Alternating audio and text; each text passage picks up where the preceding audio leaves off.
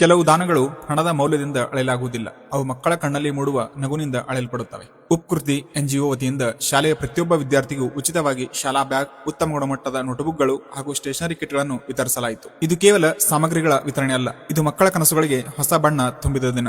ನಮ್ಮ ಶಾಲೆಯ ಅನೇಕ ಮಕ್ಕಳು ಹರಿದು ಹೋದ ಬ್ಯಾಗ್ಗಳನ್ನು ಹೊಲಿದುಕೊಂಡು ಶಾಲೆಗೆ ಬರುತ್ತಿದ್ದರು. ಕೆಲವರು ವರ್ಷಗಳ ಹಳೆಯ ಬ್ಯಾಗ್ ಅನ್ನು ಜೋಪಾನವಾಗಿ ಬಳಸುತ್ತಿದ್ದರು. ಆದರೆ ಇಂದು ಮಕ್ಕಳ ಕೈಗೆ ಹೊಸ ಬ್ಯಾಗ್ ಸಿಕ್ಕಾಗ ಅವರ ಕಣ್ಣಲ್ಲಿ ಮೂಡಿದ ಹೊಳಪು, ಹೊಸ ನೋಟ್ಬುಕ್ನ ಮೊದಲ ಪುಟವನ್ನು ತಿರುಗಿಸಿದಾಗ ಅವರ ಮುಖದಲ್ಲಿ ಮೂಡಿದ ನಗು, ಹೊಸ ಪೆನ್ಸಿಲ್ ಮತ್ತು ಪೆನ್ ಹಿಡಿದಾಗ ಅವರ ಮನಸ್ಸಿನಲ್ಲಿ ಮೂಡಿದ ಆತ್ಮವಿಶ್ವಾಸ, ಇವೆಲ್ಲವೂ ಯಾವುದೇ ಕ್ಯಾಮೆರಾದಲ್ಲಿ ಸಂಪೂರ್ಣವಾಗಿ ಸೆರೆ ಹಿಡಿಯಲು ಸಾಧ್ಯವಿಲ್ಲ. ಒಂದು ಹೂವಿಗೆ ನೀರಿನ ಹನಿ ಎಷ್ಟು ಅಮೂಲ್ಯವೋ, ಶಿಕ್ಷಣಕ್ಕಾಗಿ ಹಂಬಲಿಸುವ ಮಗುವಿಗೆ ಒಂದು ನೋಟ್ಬುಕ್ ಕೂಡ ಅಷ್ಟೇ ಅಮೂಲ್ಯ. ಕೇವಲ ಬೆಂಗಳೂರಿನಿಂದ ಸಾಮಗ್ರಿಗಳನ್ನು ಪಾರ್ಸಲ್ ಕಳುಹಿಸಿ ಕರ್ತವ್ಯ ಮುಗಿಸಬಹುದಿತ್ತು.